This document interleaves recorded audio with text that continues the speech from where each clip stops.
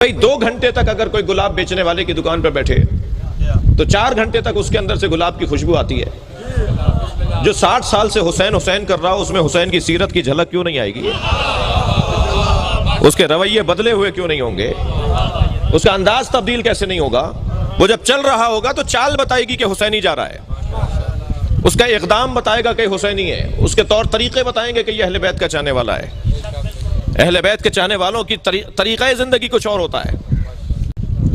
जी 400 जुलूसों के परमिट, 350 जुलूस सुन्नियों के हैं। ये पाकिस्तान है भाई, ये तकफीरियों ने अपना पैसा ज़ाया किया, ये मौलाइयों का मुल्क है। ये जो काफिर काफिर के नारे लगा रहे थे, इनके पैसे ज़ाया हुए। इन्होंने इतने पैसे अपने ख़राब किए, कुछ भी नहीं हुआ हमारा। जी जो लोग तमन्नाएं रखते थे कि मजलिस बंद हो जाए, जुलूस बंद हो जाए, वो मनो मिट्टी के नीचे दब गए, कीड़े उन्हें खा रहे हैं। हम तो आज भी चौक पे मजलिस कर रहे हैं, हमारे यहाँ कोई मुश्किल नहीं है। और फिर मैं ये बात फिर तकरार कर रहा हूँ कि मजलिस आज़ा में कोई भी आके बैठ सकता है, सबके लिए है। इसमें मुझे हक नहीं पहुँचता कि मैं सुन्नियों की दिल आज़ारी करूँ, मुझे हक नहीं पहुँचता मैं किसी की भी दिल आज़ारी करूँ। हम तो अली के मानने वाले हैं ना। मौला अली ने तो गैर मुस्लिमों के लिए भी दरवाज़ा बंद नहीं किया, किसी के लिए दरवाजा बंद नहीं है। लिहाजा दरे हुसैन पे मिलते हैं हर मिजाज के लोग। जी शायर कहता है, दरे हुसैन पे मिलते हैं हर मिजाज के लोग, ये दोस्ती का वसीला है, दुश्मनी का नहीं।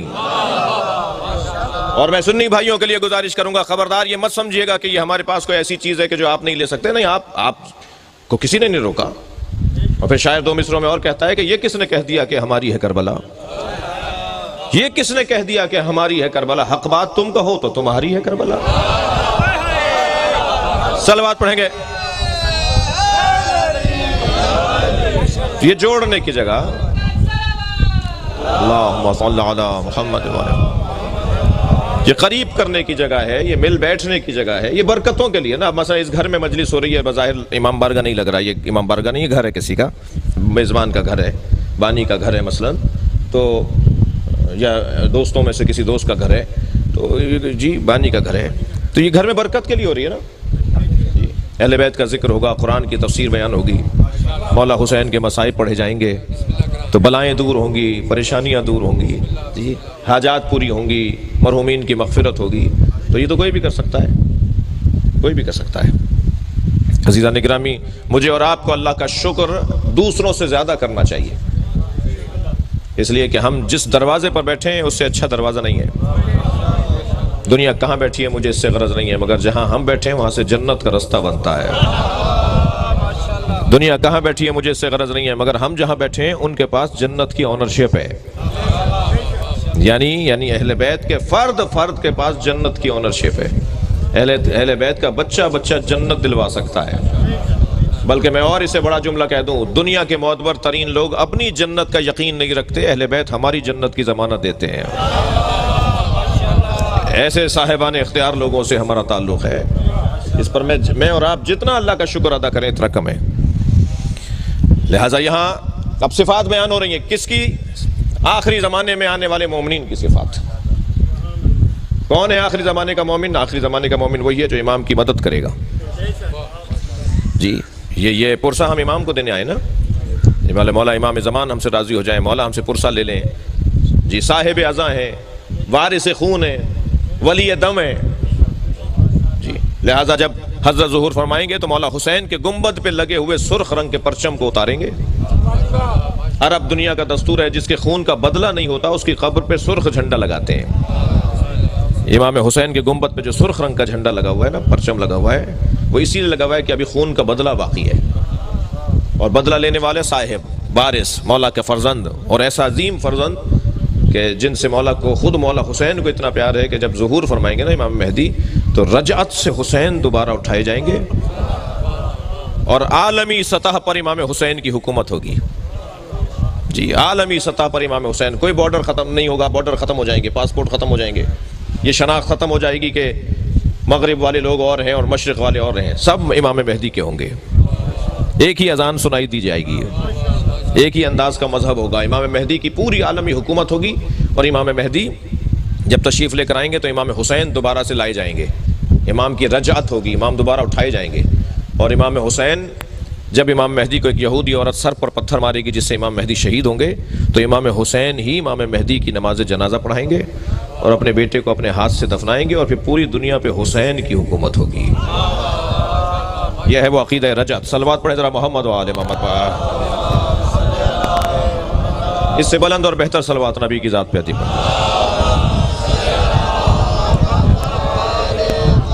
लिहाजा अब इतना आइडियल दौर, इतना पसंदीदा दौर, इतना बेहतरीन माहौल कि जब इमाम हुसैन के हाथ में पूरी कायनात होगी। जी वैसे तो अभी भी है, मगर मुराद हमारी समाजी इख्तियारात हैं।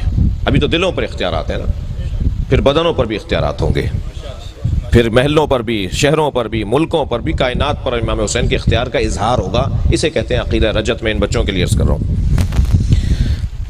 उस ज़माने के लोगों की सिफात क्या है। उस ज़माने के सबसे पहले तो अल्लाह ने यह बात वाज़े कर दी कि आखिरी ज़माने में दीन को बचाना बहुत मुश्किल होगा। दीन बचाना बहुत मुश्किल है। बहुत बड़ा कारनामा है उन लोगों का जो आज के ज़माने में नमाज पढ़ते हैं। बहुत बड़ा कारनामा है उन लोगों का जो आज के ज़माने में मजलिस में आके बैठते हैं। जितना मजमा यहाँ बैठा है अल्हम्दुलिल्लाह बहुत बड़ा मजमा है, लेकिन इससे 2 बराबर मजमा होगा जो नहीं आया। जी इससे 2 बराबर मजमा होगा जो उनको पता है कि मजलिस हो रही है फिर भी वो नहीं आया। तो ये जो आके बैठा है, ये जो नहीं आया, वो बराबर कैसे हो सकते हैं? ये बराबर नहीं होंगे ना। ये जो आकर बैठे हैं इनकी फजीलत ज्यादा है ना। ऐसे ही जो नमाज पढ़ने के लिए मस्जिद में जाते हैं, जुम्मा पढ़ने के लिए जाते हैं, हज करने जाते हैं, इबादतें अंजाम देते हैं, वो कैसे बराबर हो जाएंगे उन लोगों, वो उनके बराबर कैसे हो जाएंगे जो ये सब कुछ नहीं करते? अल्लाह का ना किसी से पड़ोस है, ना अल्लाह की किसी से रिश्तेदारी है। अल्लाह पड़ोस की बुनियाद पर नहीं करता, किसी को मकाम नहीं देता, ना रिश्तेदारी है अल्लाह की, लम यलिद व लम यूलद है।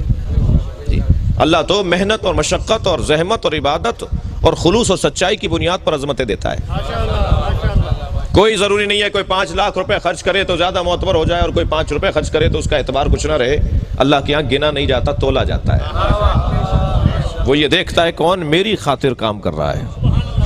क्या मालूम वो ककड़ी बेचने वाले की 2 ककड़ियां जो उसने किसी अज़ादार को खिलाई हो, वो किसी की देख खिलाने से ज्यादा सवाब रखती हो। खबरदार।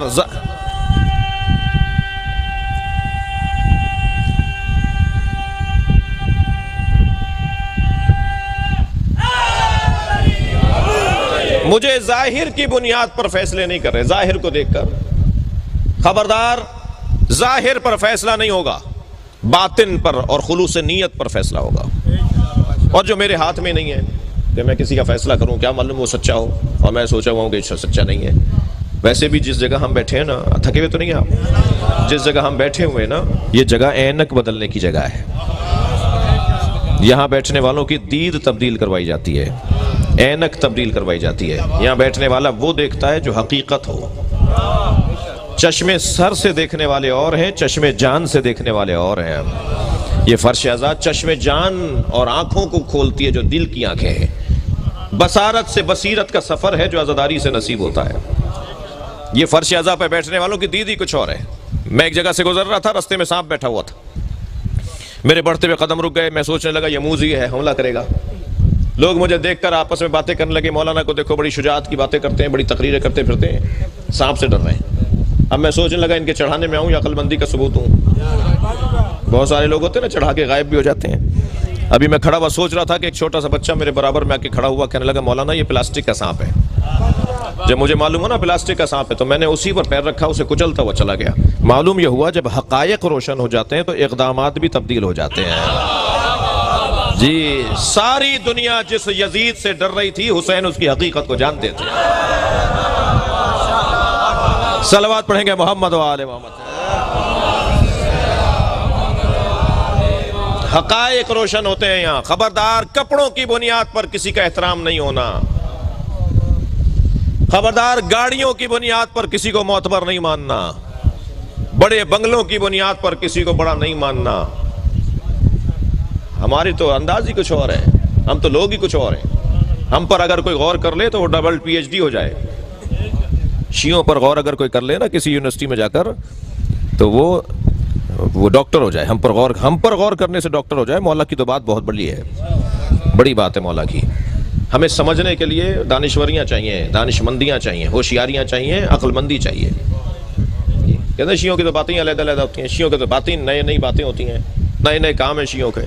जी हमारी नई नई बातें, हमारे नए नए काम ही तो जिंदा रखे हुए हैं लोगों को। वो हम पे गौर करते चले जा रहे हैं और हम उसको समझते चले जा रहे हैं जी। मैं एक जगह बैठा हुआ था तो गुफ्तगू हो रही थी कि जब इमाम ज़ुहूर फरमाएंगे तो इमाम की उम्र 40 साल की होगी। मैंने कहा जी इमाम हमारे जब ज़ुहूर फरमाएंगे तो उनकी उम्र 40 साल की होगी। तो वहाँ एक साहब बैठे थे, कहने लगे क्या मतलब है, अभी विलादत नहीं हुई? मैंने कहा नहीं, विलादत तो 255 हिजरी में हो गई। कह रहे हैं जी मौलाना 1441 चल रहा है, 1440 चल रहा है, ये 1440 और 255 हिजरी 1150 साल हो गए। आप कह रहे हैं कि जो है वो 40 साल के होंगे। कहिए 1150 साल के हैं तो फिर 40 साल का क्या मतलब है? मैंने कहा नहीं हैं वो 1150 साल के, मगर उम्र 40 साल पे रुकी हुई है। कहने लगे लो शियों की तो पहले ही बातें समझ में नहीं आती है, एक और नई बात आ गई जी। ना इनका मातम समझ में आता है, ना इनका जुलूस समझ में आता है, ना इनके काले कपड़े समझ में आते हैं, ना इनके अज़ाखाने समझ में आते हैं, ना इनका हाथ खोलना समझ में आता है जी। एक लंबी फहरिस्त है जो बातें समझ में नहीं आती, एक और नई बात। तो मैंने कहा जी आपकी उम्र कितनी है? कहने लगे जी 70 साल का हूँ। मैंने कहा कभी चेहरे को जाके आईने में देखिए।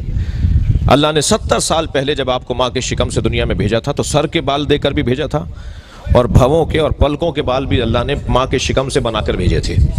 70 सालों में अगर आपने सर के बाल ना काटे होते तो अब तक एड़ियों तक आ गए होते, मगर 70 सालों में कभी आपने भवों को नहीं काटा और पलकों को नहीं काटा। एक की उम्र बढ़कर बता रही है अल्लाह बढ़ाता है, एक की उम्र रुक कर बता रही है अल्लाह रोकता है।